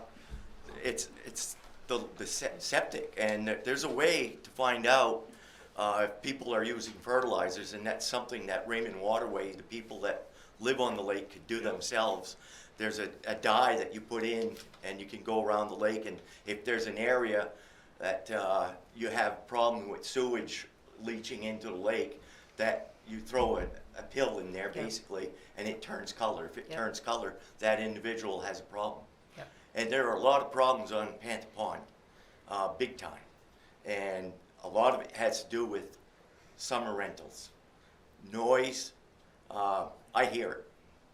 I hear it, and we had some really bad people rent a couple places on the road I live on. I made a couple complaints to the owners of the place. They live in Connecticut, they don't care, you know. They come up one weekend a week, and that was it, you know. They sold the place, and I don't know if the new people do that, but for the most part, if you tell them, they won't, you know, rent again. But you're taking a septic design, and some of these places are very old. You're taking a septic design that's going to be overwhelmed. And I don't know how you're going to mitigate that and fix it, whatever. But that's the biggest issue I have, because if you're talking about the environment, raw sewage in a lake is going to cause a lot of algae. And there's a lot of algae in Panther. I fish it, and I see it a lot. So A lot of those old houses are grandfathered. Oh, yeah. I mean, they were built back in the 40s. Yeah, there's still probably a couple of cesspools. Yeah. You know, wooden septic tanks. Yeah. I wouldn't be surprised by that. And if if they put a new septic system in, a lot of times, Joe, they don't remove the old one. Right. You know, they build and forget about it. But you know, those old septic systems do create problems. Just wanted to give you guys a heads up. Thank you. Thank you. Thank you. Anybody else want to speak? No? No? You wanted to say something else. I'm sorry. Go ahead. I would just respond to, I think all of your points are really valid. I think the call out is we have a lot of these legal ordinances in place. If there is a party, you call the police. And to be clear, I've never had the police called to my property to my awareness. So in 5 years, I appreciate Mr. Gifford's opinions, and I think we have talked about, you know, the challenges of having a rental property. There's no question it's more noise than not having a property at all. I mean, that's given. But I think the existing structures are in place, and whether you're a renter or whether you're a local, to your point on the fireworks, these laws exist. You can't just cram people in and overuse a septic design. I mean, you're not supposed to do that today. Short-term rental doesn't change that dramatically. The zoning ordinances, the shoreline building permit process is quite strict. All the local builders are quite strong. That we use Island Cove Building and Mike Meyer. He follows all those processes. He knows exactly what we're trying to do. We pump our septic once a year, if not more. So I mean, I think all of these things we can put, I think, literature and educational processes. I just don't know how we regulate this, and I honestly don't know how you enforce it without creating a massive enforcement arm that becomes a very, a big challenge to manage. Right. I have Alex here. I also have Bob O'Neill here tonight, the planning board. I just wanted to be here. So Alex, I'm gonna have you stand up. Before Alex talks though, I pay my mortgage. I pay my insurance. So I would hate to have somebody tell me what I can do and not do with my own property. But that being said, I have, I think, 1,000-gallon septic tank that I pump twice a year because I have a daycare out of my home, and they love to put toilet paper in that septic. So yeah, so we do that as a precaution. So Alex, go ahead with that one. Well, I get to tell people what to do with their property all day, every day. So. Yeah, exactly. Yeah. These are code enforcement. Yeah, Alex, code enforcement officer for the town. If you guys have any questions, I can take any questions. I think if I am just to put anything out there, I would say the biggest concern I would have would be enforcement, how we enforce this. The current status of the code enforcement office, I would say we're not in a position to take on any additional ordinances to enforce. Oh, come on, Alan. Maybe in a year, maybe in 6 months, maybe in a month, but not today. So I just want to give you that to think about as well. And when it comes to enforcement, there would be a lot of questions I would have. If it's coming down to, are we going to be knocking on doors to count how many people are there? You know, is it going to be a call on a Saturday if someone sees 20 cars on the side of the road, you know, and there's a big party going on? You know, how's all that going to work? Would be, I think, some of the thoughts that I would have. And how do we enforce it if there is a violation? Do you guys have any questions for me? Alex, what is currently on the books that would even touch upon any of this? Well, like you said, there is a general occupancy rating for a dwelling. So if you have a 3-bedroom septic, then you have, you know, a 3-bedroom house. The problem is, how many people can you fit in a bedroom? Do you have, you know, 4 bunk beds in a large room? Is that 1 bedroom? Are we counting the number of people? So it is based on bedrooms. So if you have a 2-bedroom camp and one of the bedrooms is 20 by 20, you can probably fit 16 people in there. So we do have the septic restrictions, but again, it comes down to how well you can actually enforce that. And we don't have a noise ordinance. There is some state law that the sheriff's department can go off of, but generally it falls under disturbance of the peace, and that can be pretty challenging to actually have enforced as well. So from there, it's really just general, you know, land use, parking requirements. I mean, they're all things that get very difficult when you're talking a residential property. There isn't anything in the ordinance that really applies to short-term rentals, so we don't have any language in there now. The only thing that we do have would be requirements for accessory apartments, and the requirements or the ordinance restrictions on an accessory apartment are pretty basic. There's really not a whole lot in there. So, but if somebody was to file a complaint with code for a short term, they're gonna call you. You are going to say, okay, well, by the time that you can get to that complaint, these people are gone. And it's already moved on to the next group of people. Yeah, that could be the case, and it could depend Right. on the complaint. I mean, if they're just complaining about noise and trash and, you know, cars parked all over a lawn, by the time I get down there to look at it, yes, they'll probably be gone. The trash might still be there, but at that point, that probably becomes a health issue, and not necessarily a land use issue. And, you know, there are some things that the health officer might be able to do in these types of situations, but again, if it's short term, it's going to be quick. Do they have to tell you when they're building the house that they're gonna use it as a rental? No. Okay. So my take, I guess, on this is, I think we're getting into civil matters when someone's having an issue with their neighbors. So if I have a problem with my neighbor doing something, I'm gonna talk to them, or it's gonna have to go to court, because I don't think it's a code issue. And I think, again, once again, and I'm speaking on behalf of myself, it's just a matter of, you know, it's my property, this is what I pay for it. But on the other hand is, if someone that I rent my house to, if I do it, if there's damage to my neighbors, I will be paying for that, because that's my responsibility. But I think that we're getting in an area that we don't belong in, to be honest. So that's just me. Go ahead. Alex, the city of South Portland tried to regulate this somehow, and they had a big uprising by many of the people who own those houses. Have you looked at their ordinance and how restrictive it is, or does it limit you to 2 weeks at a time, or?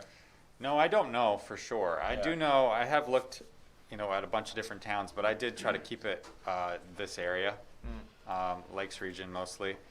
I just feel like it wouldn't make sense for us to model something from a much larger. Well, South Portland, the area was Willard Beach area, down by SMCC. I mean, you got a lot of waterfront property down there, and people rent those places out. Wasn't the issue there more, there were the complaints were it was taking away from the hotels, not that it was the short-term rental per se, but it was the fact that they were they were taking away from the hotels, and that's what they were worried about. To me is full. Well, I mean, that ship sailed a long time ago. You know, if the state doesn't require these rentals to meet the same things that hotels and motels need to go through, we blew it as a state. Because now, you don't have to have a fire sprinkler, a fire extinguisher, and all that stuff if your house is 30 years old. So, you know, that should have been handled by the state. They let it go.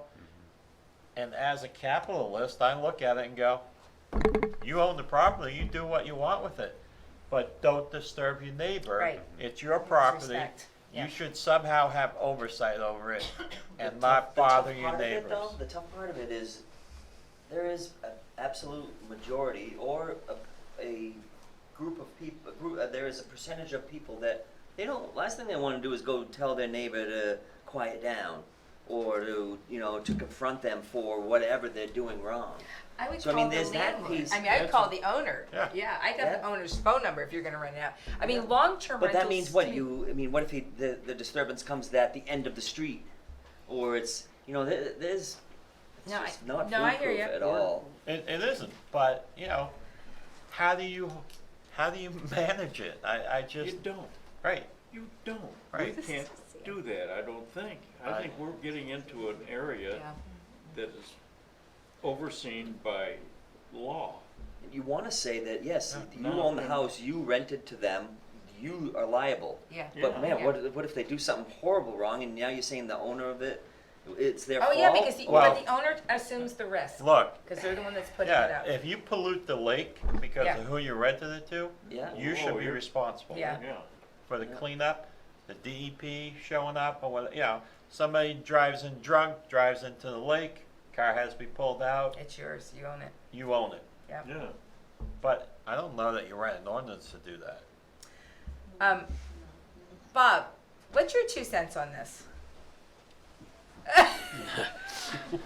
He says, really? I was hoping to hide back there. I was hoping. To be honest, Bob O'Neill from the planning board. He's the chair of the planning board. I was just trying to listen to both issues presented and try to think about how we would address this in an ordinance.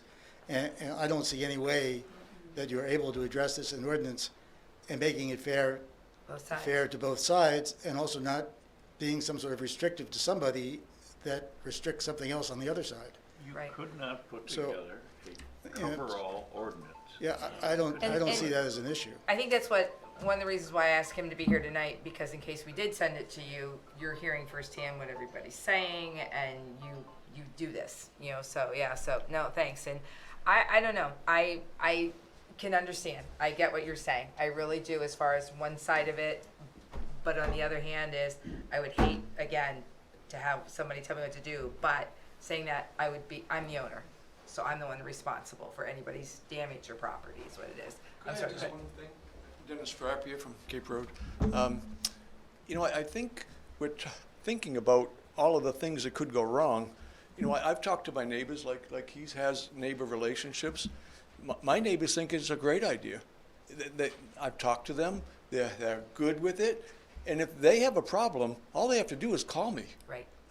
I'm more concerned about it than all you folks are about what's happening on my property. How close are you to Yeah, your that's neighbors? exactly right. I'm close. Are you? Yeah, I live right on 346. I've Dennis Morse and the Sneeze right next to me, What's and Larry. Fire lane 346. Yeah. Sorry? Yeah, I live at 346 Cape Sorry. Road. Okay. But it's a small community. We all know each other. We all work together. But I think the potential problems are always going to be there, and it's how you prevent them and how you work together as a community. And they all have my phone number. If there's a problem, I want them to call me, not the code enforcement guy. I mean, Right. what's he going to do? Right, right.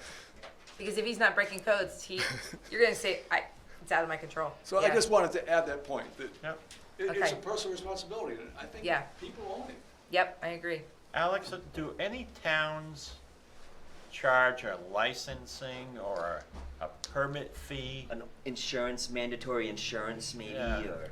But you don't even know if people are even doing it. So that's the other option. You know, there's really two paths forward. One is you have an ordinance that restricts short-term rentals and actually has standards that has to be inspected. And the other option is you treat it like a registration, and you have an annual fee or a one-time fee, and you collect money and information on who the owner is, and maybe some additional information like an emergency contact, and that's it. And every year you just collect that fee and update that information, and at least that way, if someone calls and has an issue and complains, we know who owns the property and if there's any other information. But we should have a record of who owns the property anyway. On the tax rolls. We do, yep. But that makes us the babysitters then. But yeah, exactly. So, and what do they get in return?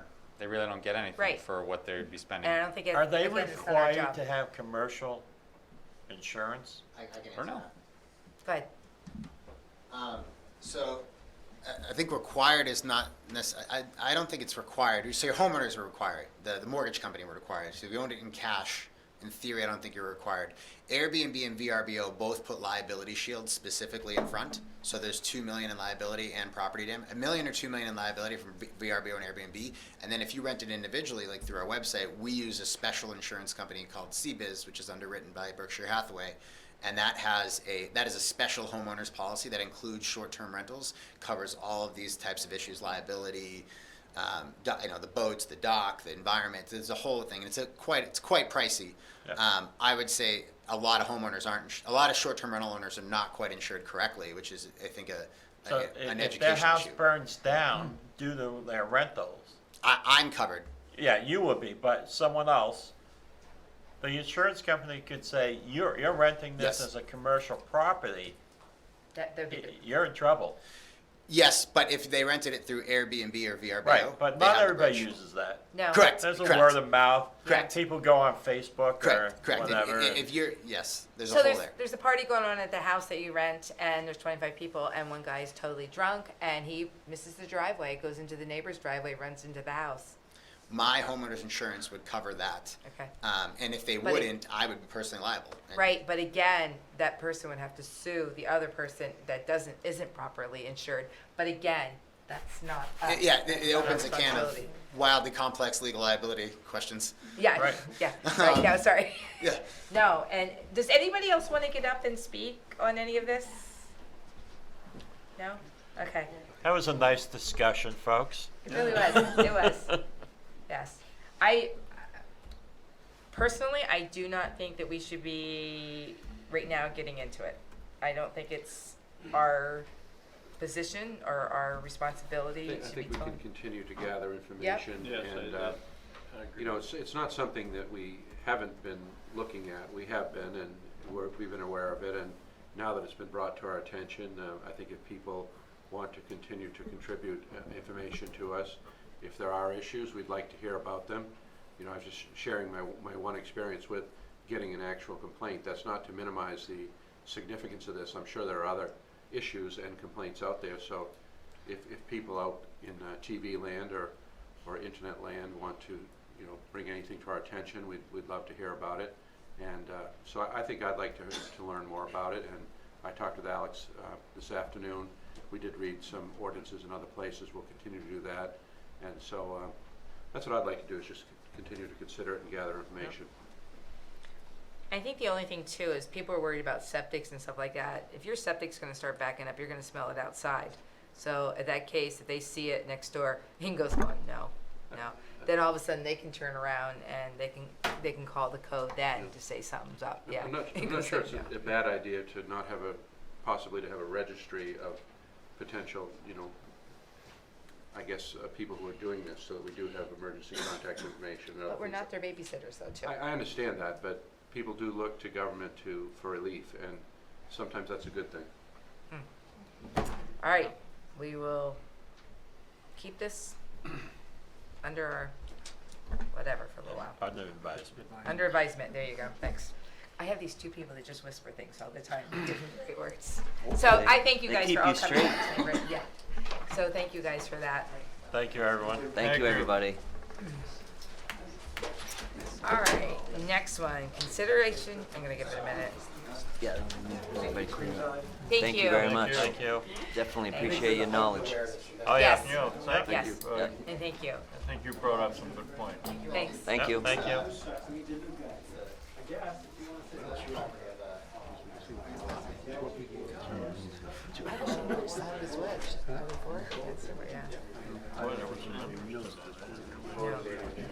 Yes, so. All right, we're just, sorry, we're holding on one more time.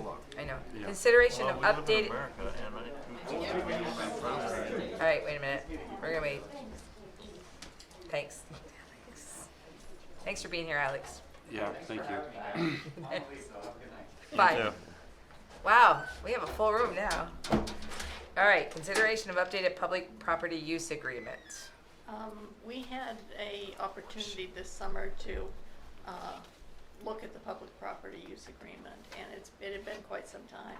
We had Phil Saucier look at it in light of law changes and whatnot. So there have been some small changes to the wording. And at this point, with Joe taking on the Parks and Recreation position, he'll really be the point person for this. He wasn't able to be here this evening. But this, to redo the property use agreement is really more of a housekeeping. It was time to get it updated, get some of the information that we're collecting from people correct, give them a list. At the top of the application is a list of what the folks need to bring if they're going to use our property. So this is the new agreement? Yes, that's So the property is like if they're gonna do, like we do a cookout at Tassel Top or using their property, or what other public, like the Yes. fire station? Well, for instance, the UCAN 5K uses our property, and we ran into some difficulties with that this Yep, year. that's And right. that's what Thank you. brought this to our attention. Yep, nope. But I think, well, since With the insurances and Joe's stuff. going to now be heading up, if anyone's going to use the property, he has a whole procedure of, they need to fill this form out, they need to talk with Bruce, they need to talk with whoever. Okay. Some of this also came out of when we were having the discussion, it goes back into last year when Joe and I had some discussions in regards to the property rental agreement and whatnot. Mhm. There was some holes we wanted to get Done, straightened close out, up. things like that. So Okay. we've got the indemnity clauses, we've got the alcohol issues and things like that are covered in there. So. Good. All right. Next one. Oh, wait a minute. Oh, do you have, motion. I'd move the revised property use agreement. Second. All in favor? Yep. All right.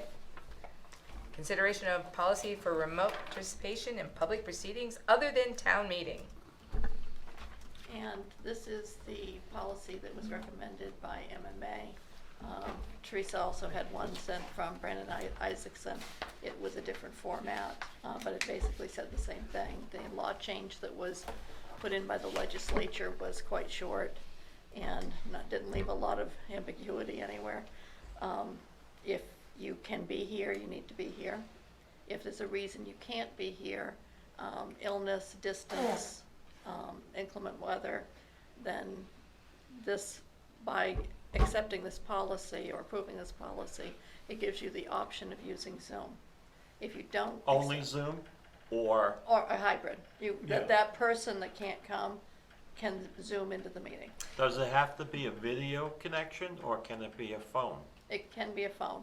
If you use a phone, you have to, and either way, you're supposed to do a roll call vote Right. with it. Because you have to recognize the person, Yeah. like they can't just raise their hand. Yeah, or they can't nod their head, or, Right. yeah.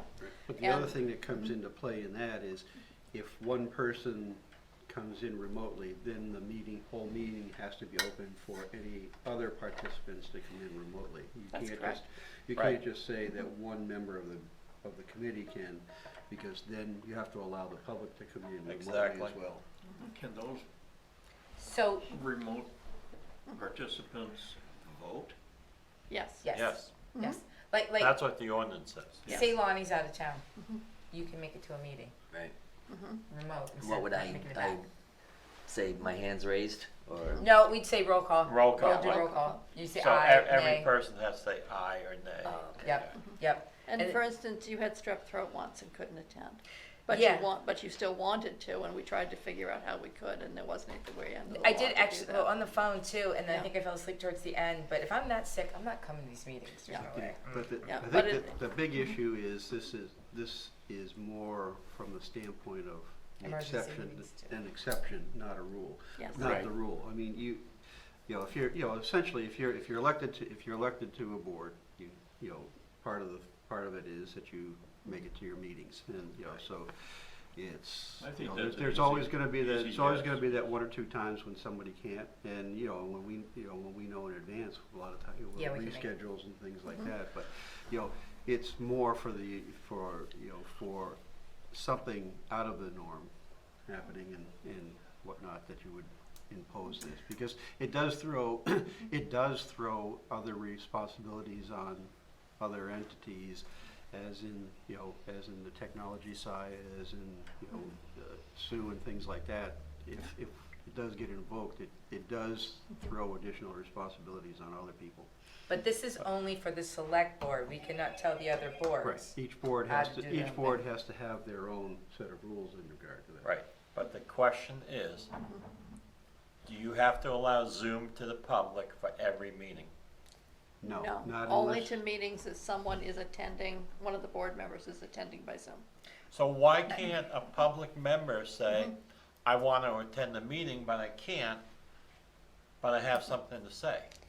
Because the legislature in all their infinite wisdom did not include anything like that. Because they don't care about the public? Well, but here's the other bad thing about that, the public's not gonna understand if one of us can't make a meeting You and knew we're what gonna was do gonna be said, Zoom. you just wanted to say it. And the other. Your job has been Yeah. duly noted. The other piece this does allow you is to have emergency meetings via Zoom. Yeah. So if something crops up, you don't have to get here, and that's rather a nice feature in this. So like that meeting that we may be having in 10 days. Yes. Yeah. Okay.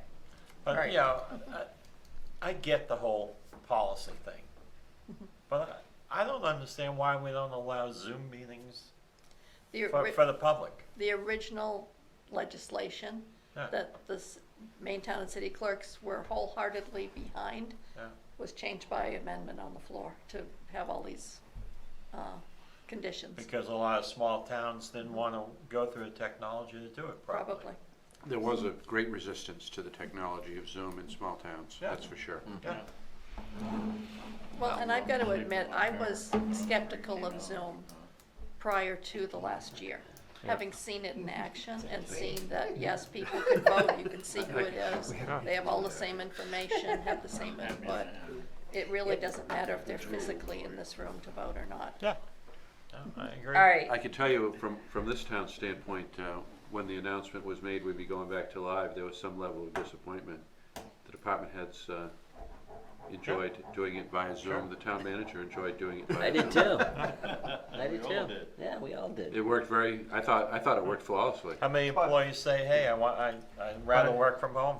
Ken is very glad that we're done doing Zoom. but wait a minute, let's just look at an example here. Take tonight, okay? If this had been done by Zoom, that would have been a zoo. Yeah, it would have been a zoo. Right. The Zoo on Zoom. It would have taken a lot longer too. And so, I mean, Yes, it Yeah. would as I have. say, it's a tool that exists and now would exist in the quiver, but it is to be used judiciously. It's not, it should not be the norm.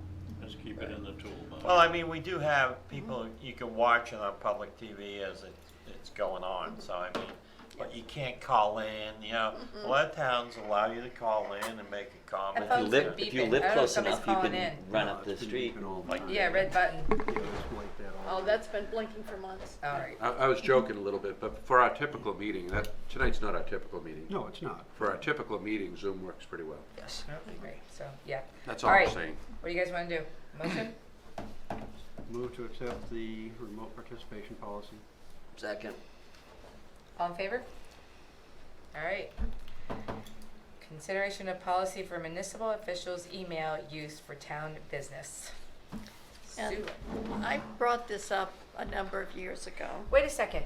There's a lot of you on here. Yeah, there is. You notice that? Is this meeting about you or is this meeting about us? It's all about Sue. It's all about me. That's why you hire a town clerk. Go ahead, sorry.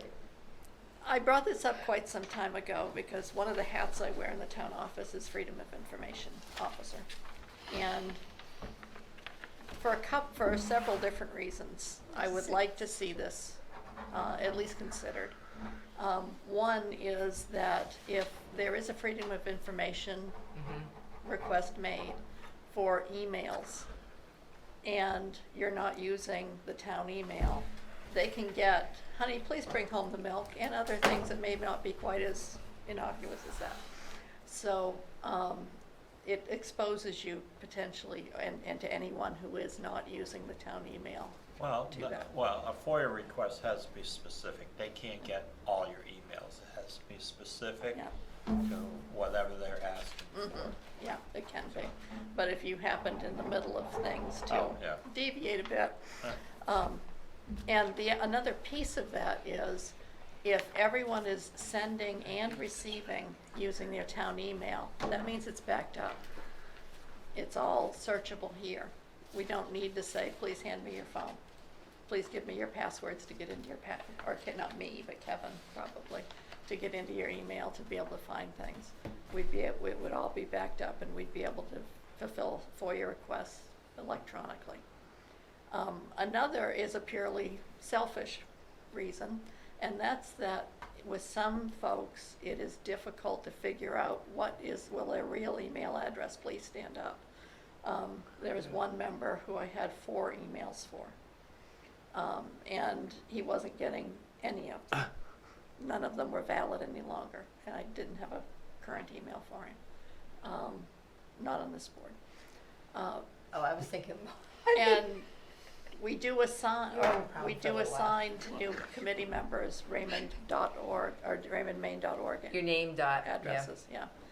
And if the staff could just simply say, okay, they're on the board, I know their email address. I don't have to go find it and figure out, is this one still valid? Is this one still valid? That would save us some operational time. That's the least of the reasons, but it's a consideration, at least for me. So that's why I'm proposing this. I'm not going to use the town email. Yeah. I You mean, don't have to use it, but just get one. well, I have one. He has one. And I asked Kevin, whatever goes to that email, forward to my work email, because that's the only email I look at. Right, me too. I have a Gmail account I Me don't too. look at. I have Me too. other email accounts I haven't looked at for years. And I'm not going to. So. I second that. But what if we use the Joe Bruno at Raymond Maine, if you have one of those and it points it to the Community RX email? Yeah. If it sends it directly to you, would that? That's what's happening right now. That's what's happening right now. But I don't do that. I send it directly to the Joe Bruno one. Right. But what happens if And At that's, RX. he Community RX. responds Yeah, and from his community pharmacy one? then we don't have record of that. It's only on his community pharmacy email. So you can say But- bad things about Rolf and send them to me, and yeah. But we don't have it any email I respond on town business goes into my Raymond Selectman folder Yeah. automatically, Okay. just in case someone wants to know what the hell I'm talking about. I don't talk about anything very exciting, I can tell you that. Is this being recorded? Yes. All right, what do you guys want to do on this one? I think everybody has one. I mean, we can make it a policy, whether you use it or not. Well, if It'll be you sent make there. it a policy. We already do that with me, so I mean, it doesn't make any All difference. right, I'll move to table table this at this time. Second. All in favor? Yeah. Why are we tabling it? Okay. Doesn't matter, I tabled it. Doesn't matter, you tabled it. Okay, public comment. Anybody? Anybody behind you? Nope, no public comment? Selectmen comment? Anybody have anything to say on the selectmen? Sorry about the Rand property. I am sorry about that. That's Yeah, that is, yeah, that's unfortunate. I hope everybody's all right too. I hope nobody got hurt. Now, according to the news, that there was nobody in the building, so that's. No, they got the 3 dogs out. A couple of the firefighters, I think they said for either heat or just being taken care of, but they were all right. So Was someone living there? That's what the news said. I was unaware of that, but it said it was rented. John Dion rented it from them. He used to be at Jordan Small Middle School, and so he rented it for a couple of years, I think, for them, and then he moved. But yeah, and then they rented out. I mean, it was an old house. It was Somebody really pretty. came down that road. I was driving down just before the fire was reported. Ooh. And I don't know, but they had a BMW, a black BMW came down there. And I went down to Wyndham and right back, and the thing was on fire then. I wonder if they went out for a few minutes and didn't realize it. So, Yeah. so I hope everybody's all right. All right, moving on to town manager's report. I guess for Peter Levitt, if he's home watching, we're one step closer, I guess, to the broadband infrastructure I saw that. with the Senate vote. Mhm. But I guess that's only just one step. We've got a bigger step to get by than that. Yep. So anyhow, confirming dates for upcoming regular meetings, September 14th and October 12th. And can we pick another day in 10 days here? Well, do we want to discuss that and post it later when we know better what's going on? Well, you have to, yeah, but don't we? It's an emergency meeting. If it's an emergency meeting, how long, well, no, yeah. You don't have to post it That's 7 correct. days in advance. Yeah, all the posting requirements are gone with Yeah, emergency well, meetings. would it make sense to post it once we know it's an emergency meeting? We don't know when it will be. Well, that's why I figured I wanted to just see what everybody's availability was, but I'm fine with waiting. I mean, 10 days from now is Friday the 20th,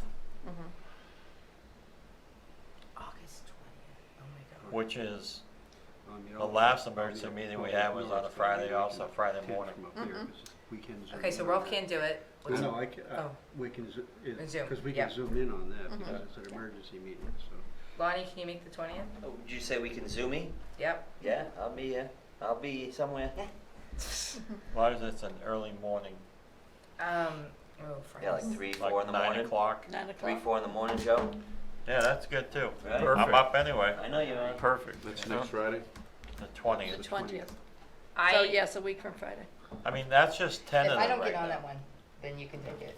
Yeah, I'm gonna Yeah. be on vacation, I think. All right, yeah. It all depends on what's going I on don't know with the if you need house, me so for that. that's Yeah, kind no. of crazy. Because they've All right. already, Hmm? they've already really, they just are checking to make sure that he's done everything, so. So it may be sooner than 10 days. It could be. I have to, right? So I think it's all tentative right now anyway. Okay. Yeah. All right, go ahead, Don. You can. Okay, so the regular meeting dates are okay, and tentatively you're going to go with next Friday for the emergency meeting? Unless he gets it done sooner.